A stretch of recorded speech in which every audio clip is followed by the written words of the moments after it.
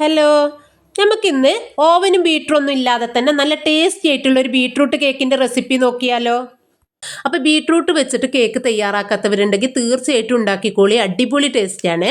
അപ്പോൾ ഇതിന് വേണ്ടിയിട്ട് ഒരു മീഡിയം സൈസ് ബീട്രൂട്ട് തൊലി കളഞ്ഞിട്ട് ഒന്ന് ഗ്രേറ്റ് ചെയ്തെടുക്കണം. അപ്പോൾ ഇത് ഗ്രേറ്റ് ചെയ്തെടുത്താൽ നമുക്ക് ഏകദേശം ഒരു കപ്പ് വേണം കേട്ടോ. 250 ml കപ്പിന് ഒരു കപ്പ് ബീട്രൂട്ട് എടുത്തിട്ടുണ്ട്. ഇനി ഒരു പാൻ ചൂടാക്കാൻ വെച്ചിട്ട് അതിലേക്ക് ഒരു ടീസ്പൂൺ നെയ്യ് ഒഴിച്ചിട്ട് അതിലേക്ക് നമുക്ക് ഈ ബീട്രൂട്ട് ഇട്ട് കൊടുത്തിട്ട് അതിൽ വെള്ളത്തിൻ്റെ അംശമൊക്കെ ഒന്ന് പോകുന്നവരെയൊക്കെ നമുക്ക് ഈ നെയ്യിലൊന്ന് വഴറ്റിയെടുക്കാം. അപ്പോൾ അതിവിടെ റെഡി ആയിട്ടുണ്ട്. അപ്പോൾ വെള്ളത്തിൻ്റെ അംശം പോകുന്നവരെയൊക്കെ നമുക്കൊന്ന് റെഡിയാക്കി എടുത്താൽ മതി. ഇനി നമുക്ക് തീ ഓഫ് ചെയ്തിടാം. ഇനി വേറൊരു പാൻ വെച്ചിട്ടുണ്ട്. അതിലേക്ക് ഒരു അരക്കപ്പോളം പഞ്ചസാര ചേർത്തി കൊടുക്കാം. അത് നമുക്കൊന്ന് കാരമലാക്കിയിട്ട് എടുക്കാൻ വേണ്ടിയിട്ടാണ്. ഇനി ഇതൊന്ന് ലോ ഫ്ലെയിമിൽ ഇട്ടിട്ട് പഞ്ചസാരയൊക്കെ ഒന്ന് മെൽറ്റായി വരുന്ന സമയത്ത് ഈ സൈഡിൽ നിന്ന് ഈ ഒരു പോലെ പത വരുന്നുണ്ടല്ലോ, അത് നല്ലവണ്ണം പതഞ്ഞ് ഡാർക്ക് കളറായി പോവരുത്. ഇതിലേക്ക് അരക്കപ്പ് വെള്ളം ഒഴിച്ചു കൊടുക്കുക. അപ്പോൾ വിട്ട് നിന്നിട്ട് ഒഴിച്ചു കൊടുക്കണം, മേലക്ക് തീർക്കും. കുറച്ചായിട്ട് ഒഴിച്ചു കൊടുത്താൽ മതി. അപ്പോൾ കാരമൽ ചെയ്യുമ്പോൾ ഒരുപാട് ഡാർക്ക് കളറാകാൻ നിൽക്കരുത്. അങ്ങനെ ആകുമ്പോൾ നമ്മളെ കേക്കിന് ഒരു കയ്പ്പ് രസം ഉണ്ടാവും. ഇനി ഇതിലേക്ക് നേരത്തെ മാറ്റി വെച്ച ബീട്രൂട്ട് ഉണ്ടല്ലോ, അത് ഇതിലേക്ക് ഇട്ട് കൊടുക്കാം. പിന്നീട് കുറച്ച് വേണമെങ്കിൽ മാറ്റി വെക്കാം, നമുക്ക് കേക്കിൻ്റെ മുകളിൽ ഇട്ട് കൊടുക്കാൻ. ഇനി ഇതിലേക്കൊരു 5-6 ഈന്തപ്പഴം എടുത്തിട്ടുണ്ട്, ചെറുതായി കട്ട് ചെയ്തും കുറച്ച് ഞാൻ ഉണക്കമുന്തിരിമ്പാട് ചേർത്തി കൊടുത്തിട്ടുണ്ട്. എന്നിട്ട് ഏകദേശം ഇതൊന്ന് നല്ലവണ്ണം തിളച്ച് ഒന്ന് വറ്റി വരുന്നവരേക്ക് നമുക്കൊന്ന് വെയിറ്റ് ചെയ്യാം. അപ്പോൾ ഇതൊന്ന് ഇളക്കിക്കൊണ്ടിരിക്കണം കേട്ടോ. ഒരു മീഡിയം ഫ്ലെയിമിലിട്ടിട്ട് ഇളക്കി എടുത്തിട്ട് ഏകദേശം ഇതുപോലെ ഒന്ന് വറ്റി വരുന്ന സമയത്ത് നമുക്ക് തീ ഓഫ് ചെയ്തിടാം. നല്ലവണ്ണം അങ്ങോട്ട് വറ്റിയിട്ട് പോവരുത്. ഇനി ഇതൊന്ന് നമുക്ക് തണുക്കുന്ന സമയത്ത് ഒന്നും പാടെ കട്ടിയാവും. ഇനി ഒരു മിക്സിൻ്റെ ജാറിലേക്ക് ഒരു 1/4 കപ്പ് പഞ്ചസാര ചേർത്തി കൊടുക്കാം. അതിലേക്ക് ഒരു 3 കറാമ്പൂ ചേർത്തി കൊടുക്കാം. ഇനി ഇതിലേക്ക് ഒരു 3 ഏലക്കായ നമുക്ക് തൊലി കളഞ്ഞിട്ട് ഇതിലേക്ക് ഇട്ട് കൊടുക്കാം. ഇനി ഇത് നല്ലവണ്ണം തന്നെ ഒന്ന് പൊടിച്ചെടുക്കാം. എന്നിട്ട് അത് മാറ്റി വെക്കാം.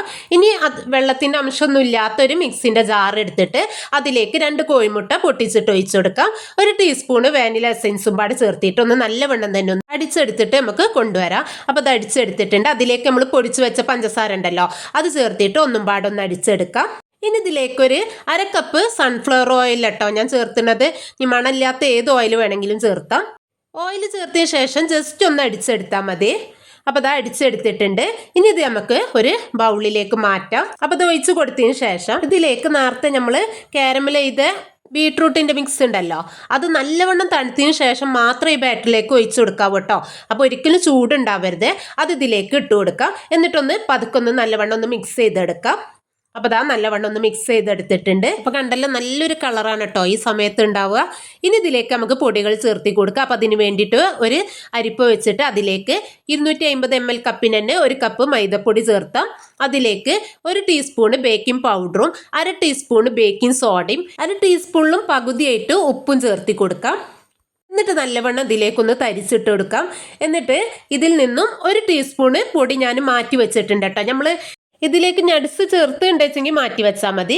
ഇപ്പോൾ ഈ പൊടി നമുക്ക് ആദ്യം ഒന്ന് തരിച്ചിട്ട് റെഡിയാക്കി വെക്കാം കേട്ടോ. എന്നിട്ട് ഇതിലേക്ക് ഇട്ട് കൊടുക്കാം. ഞാൻ എളുപ്പത്തിൽ ചെയ്തെടുത്തതാണ്.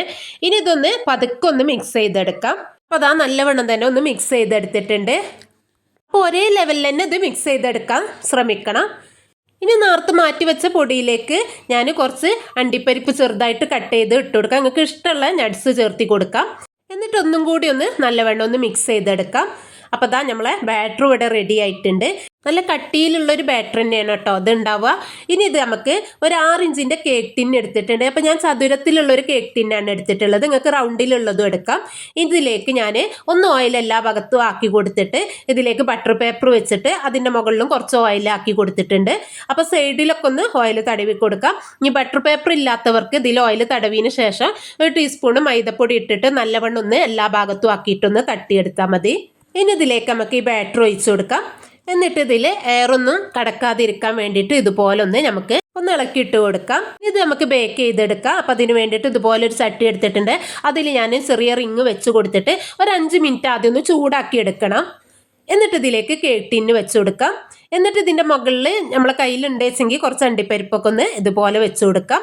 പിന്നെ മുകളിൽ കുറച്ച് ബീട്രൂട്ട് ഞാൻ മാറ്റി വെച്ചിരുന്നു, അതും ഇട്ട് കൊടുക്കാം.